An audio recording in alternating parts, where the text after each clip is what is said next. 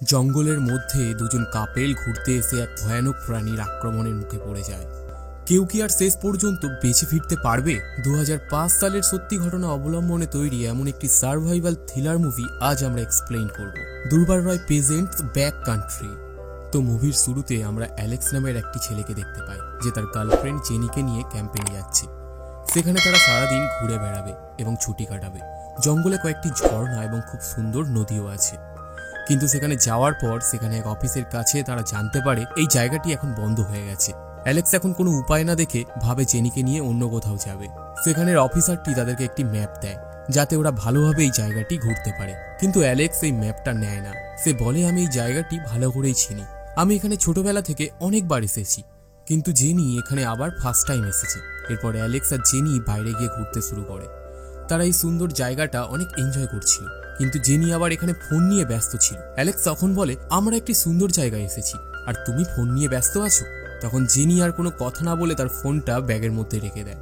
এরপর তারা একটা নৌকা করে ভাসতে ভাসতে অন্য প্রান্তে চলে যায়। অ্যালেক্স সেই নৌকাটি নদীর কিনারা রাখছিল, আর তখন নৌকাটি তার পায়ের মধ্যে পড়ে যায়। এতে অ্যালেক্স অনেক ব্যথা পায়, কিন্তু সে ব্যথা নিয়ে মাথা ঘামায় না। জেনি জীবনে প্রথমবার এই জঙ্গলে ঘুরতে এসেছে। এখানে সবকিছুই তার অনেক ভালো লাগছিল। এই জঙ্গলে আরো কিছু মানুষ ঘুরতে এসেছিল। এখন তারা বাড়ি ফিরে যাচ্ছে। জেনির জঙ্গলের ভিতরেরটা অনেক ভালো লাগছিল, কারণ জায়গাটি সত্যিই সুন্দর।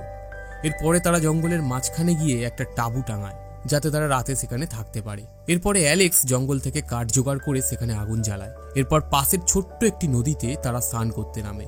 আর তখন অ্যালেক্সের মনে হয় কেউ হয়তো তাদেরকে ফলো করছে। তবুও অ্যালেক্স এটাকে খুব একটা গুরুত্ব দেয় না, কারণ তার মনে হয় হয়তো অন্য কোনো ট্যুরিস্ট এই জঙ্গলে ঘুরতে এসেছে, আর অন্য কেউ এই জঙ্গলে ঘুরতে আসতেই পারে।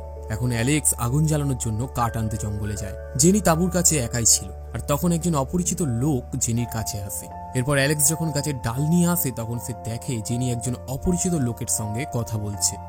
এই ব্যক্তির নাম হচ্ছে ব্রেড। ব্রেড তাদেরকে জানায় সেও জঙ্গলে ঘুরতে এসেছে। ব্রেডের কাছে অনেকগুলো মাছ ছিল। সে জেনির সাথে কথা বলে ভালো করে পরিচয় করে। জেনি পরে কথায় কথায় বলে, আপনি চাইলে আজকে রাত্রে আমাদের সাথে থাকতে পারেন। এ কথায় অ্যালেক্স কিছুটা রাগ করে, কারণ তারা দুজনে এখানে ঘুরতে এসেছে। এখানে অচেনা মানুষ কেন থাকবে? কিন্তু এখন তো জেনি ব্রেডকে রাতে থাকার জন্য এখানে ইনভাইট করেই ফেলেছে। সেজন্য অ্যালেক্স আর মানা করতে পারে না। এখন অ্যালেক্সের মুখ দেখে ব্রেড বুঝতে পারে হয়তো তারা এই জঙ্গলে এনজয় করতে পারছে না তার জন্য। এর জন্য সে সেখান থেকে চলে যেতে চায়, কিন্তু অ্যালেক্স থামিয়ে দেয় এবং বলে, আপনি চাইলে আমাদের সাথে থাকতে পারেন, আমাদের কোনো অসুবিধা হবে না। আর এখানে আরেকটি বিষয় হলো, ব্রেডের কিছু ব্যবহার অ্যালেক্সের কাছে অবাক লাগছিল। এরপর রাতে যখন তারা আগুন জ্বালিয়ে গল্প করছিল, তখন ব্রেড কিছু অদ্ভুত ব্যবহার করে, যা অ্যালেক্সের একটুও ভালো লাগছিল না। অ্যালেক্সের মনে হচ্ছিল ব্রেড জেনিকে খারাপ নজরে দেখছে। ব্রেডও বুঝতে পারে অ্যালেক্স এখন তাকে ভালো চোখে দেখছে না। তাই সে রাতের খাবার শেষ করে অ্যালেক্স আর জেনিকে বিদায় দিয়ে সেখান থেকে চলে যায়। কিন্তু জেনি এর পরেও ভয় পাচ্ছিল, কারণ ব্রেড হয়তো বা কোনো খারাপ মানুষ। সে হয়তো রাতের বেলায় তাদের কোনো ক্ষতি করতে আসতে পারে। তখন অ্যালেক্স বলে, ভয়ের কিছু নেই, যখন আসবে তখন দেখা যাবে। এরপর তারা দুজনে তাঁবুর মধ্যেই ঘুমিয়ে পড়ে। পরের দিন সকালে তারা আবার জঙ্গলে হাঁটতে বের হয়। কিছুক্ষণ হাঁটার পর অ্যালেক্স একটা ভাল্লুকের পায়ের ছাপ দেখতে পায়। দেখে মনে হচ্ছিল একটু আগে কোনো ভাল্লুক এখান থেকে হেঁটে চলে গেছে। অ্যালেক্স ভাল্লুকের পায়ের ছাপ দেখে ভয় পেলেও সে জেনিকে কিছুই বলে না, কারণ জেনি হয়তো এতে আরও ভয় পেয়ে যাবে।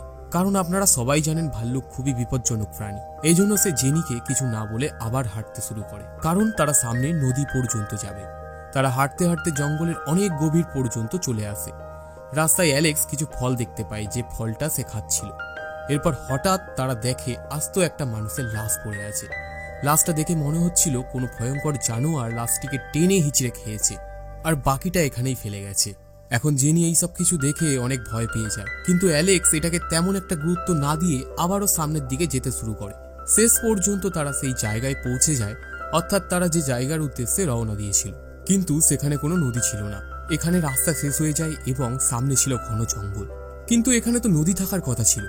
আসলে জঙ্গলে সত্যিই একটা নদী থাকার কথা ছিল, কিন্তু এখানে মূল বিষয়টা হলো অ্যালেক্স আর জেনি রাস্তা ভুল করেছে, আর এখন তাদের কাছে এই জঙ্গলের ম্যাপও নেই।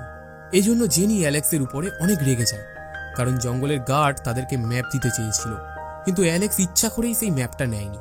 অ্যালেক্স গার্ডটাকে বলেছিল, আমি ছোটবেলা থেকে অনেকবার এখানে এসেছি, আমি এখানে শেষবার এসেছিলাম যখন হাই স্কুলে পড়তাম। এখন জেনি ফোনের মাধ্যমে কারো কাছে সাহায্য চাইতে চায়, কিন্তু অ্যালেক্স এখানেও একটা ভুল করেছে। সে জেনির ফোন ইচ্ছা করেই গাড়িতে রেখে এসেছে, যেন সে ঘুরতে এসে ফোন না নিয়ে ব্যস্ত থাকে। আর সত্যি কথা বলতে জেনির এই জঙ্গলে ঢুকে একবারও তার ফোনের কথা মনে পড়েনি।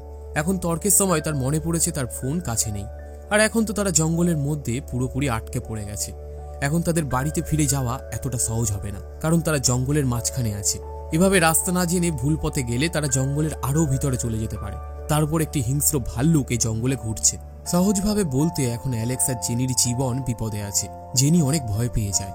জেনি রাগে অ্যালেক্সকে অনেক উল্টোপাল্টা বলতে শুরু করে, কারণ অ্যালেক্স ইচ্ছা করে ওই জঙ্গলের ম্যাপ নিয়ে আসেনি। সে তখন বলেছিল সে জঙ্গলটা ভালো করে চেনে। এখন সে নিজেই রাস্তা ভুল করে এখানে চলে এসেছে। আর জেনি তো জীবনে প্রথমবার এই জঙ্গলে এসেছে। এখন এই জঙ্গল থেকে সুস্থভাবে ফিরে যাওয়া তাদের জন্য সহজ হবে না।